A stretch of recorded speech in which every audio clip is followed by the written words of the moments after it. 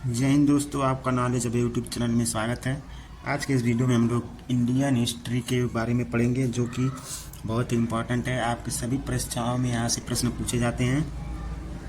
तो आइए वीडियो को शुरू करते हैं। प्रश्न नंबर पहला है, वेदों की संख्या कितनी है? ऑप्शन ए 3 वेद, बी 4 वेद, सी 5 वेद, डी 6 वेद। तो इस प्रश्न का सही जवाब हो जाएगा ऑप्शन नंबर बी। वेदों की संख्या 4 है, जो कि 4 वेद हैं: ऋग्वेद, यजुर्वेद, सामवेद और अथर्ववेद। प्रश्न नंबर 2 को देखते हैं। सिंधु घाटी सभ्यता के प्रमुख देवता पशुपति थे, जिन्हें शिव के रूप में माना जाता है। तो इस प्रश्न का सही जवाब है ऑप्शन नंबर बी, शिवपति। प्रश्न नंबर 3 को देखते हैं। सिंधु घाटी सभ्यता का सबसे प्राचीन स्थल कौन सा है? Option A Garedibal, B Rakhigarhi, C Mohenjodaro, D Kamboj. प्रश्न का सही जवाब है ऑप्शन नंबर, जो कि दोस्तों इस प्रश्न का सही जवाब ऑप्शन में नहीं दिया गया, तो इस प्रश्न का सही जवाब हो जाएगा धौलावीरा। तो इस प्रश्न का सही जवाब हो जाएगा ऑप्शन में नहीं दिया गया धौलावीरा, जो कि वर्तमान में गुजरात में स्थित है। प्रश्न नंबर 4 को देखते हैं। पुराणों की संख्या कितनी है? ऑप्शन ए 10, बी 8 पुराण, सी 15 पुराण, डी 18 पुराण। तो इस प्रश्न का सही जवाब है ऑप्शन नंबर बी, जो कि हिंदू धर्म में पुराणों की कुल संख्या 18 होती है। प्रश्न नंबर 5 को देखते हैं दोस्तों। 16 महाजनपदों में कितने गणराज्य महाजनपद थे? ऑप्शन ए 2 महाजनपद, बी 3 महाजनपद, सी 16 महाजनपद, डी 18 महाजनपद। इस प्रश्न का सही जवाब हो जाएगा ऑप्शन नंबर ए 2 महाजनपद। 16 महाजनपदों में से 2 गणराज्य थे, वज्जी और मल। गणराज्य मतलब दोस्तों कि यहाँ उस जनपद के लोग राजा को चुनाव जनता करती थी, तो उसे गणराज्य कहते हैं। प्रश्न नंबर 6 को देखते हैं। जैन धर्म के संस्थापक कौन थे? Option A Gautam Buddha, B Parshvanath, C Rishabhdev, D Chandragupta Maurya. तो इस प्रश्न का सही जवाब हो गया ऑप्शन नंबर सी, ऋषभदेव, जो कि जैन धर्म के संस्थापक थे। प्रश्न नंबर 7 को देखते हैं। महावीर स्वामी ने अपना पहला उपदेश कहाँ दिया था?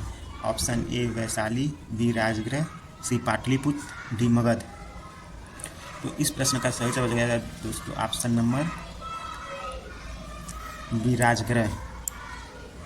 महावीर स्वामी ने अपना पहला उपदेश राजगृह में विपुलाचल पर्वत पर दिया था। इसे दिव्य ध्वनि भी कहा जाता था। प्रश्न नंबर 8 को देखते हैं। गौतम बुद्ध के बचपन का नाम क्या था? Option A Rahul, B Siddhartha, C Anand, D Ramdev. तो इस प्रश्न का सही जवाब हो जाएगा option number B, Siddhartha. Gautam Buddha के बचपन का नाम सिद्धार्थ था। उन्हें गौतम इसलिए कहा जाता था क्योंकि वे गौतम गोत्र में पैदा हुए थे, इसलिए उन्हें गौतम बुद्ध कहा जाता था। नेक्स्ट प्रश्न को देखते हैं। प्रश्न नंबर 9। बौद्ध धर्म में कुल कितनी संगीतियाँ हुई थी? ऑप्शन ए 2 संगीतियाँ, बी 5 संगीतियाँ, सी 3 संगीतियाँ, डी 4 संगीतियाँ। तो इस प्रश्न का सही जवाब है ऑप्शन नंबर डी। आशा करते हैं दोस्तों इस प्रश्न का आंसर आप सभी को पता होगा। डी 4 संगीतियाँ। पहली संगीतियाँ 483 ईसा पूर्व में हुई थी, और दूसरी संगीतियाँ 383 ईसा पूर्व में, तीसरी 250 ईसा पूर्व में, और चौथी संगीतियाँ 72 ईस्वी में हुआ था। अगले प्रश्न को देखते हैं। प्रश्न नंबर 10। आशा करते हैं दोस्तों आपको वीडियो समझ में आ रही है। अगर वीडियो समझ में आती है तो चैनल को सब्सक्राइब, वीडियो को लाइक जरूर करें। प्रश्न नंबर 10। बौद्ध धर्म में प्रवेश लेने वाली महिला कौन थी? Option A Mahadevi, B Sujata, C Mahaprajapati, D Mahakaushala. दोस्तों इस प्रश्न का सही जवाब है option number C, Mahaprajapati. Gautam Buddha बौद्ध धर्म में प्रवेश लेने वाली पहली महिला महाप्रजापति गौतमी थी। वह गौतम बुद्ध की मौसी और गौतम का पालन पोषण करने वाली माँ थी।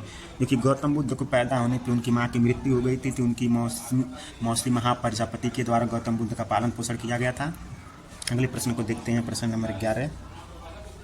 पितृहंता वंश किस वंश को कहा जाता है? ऑप्शन ए मौर्य वंश, बी शिशुनाथ वंश, सी नंद वंश, डी हर्यक वंश। दोस्तों इस प्रश्न का अगर आपको पता होगा तो इस प्रश्न का सही जवाब है ऑप्शन नंबर डी हर्यक वंश। हर्यक वंश को पितृहंता वंश कहा जाता था।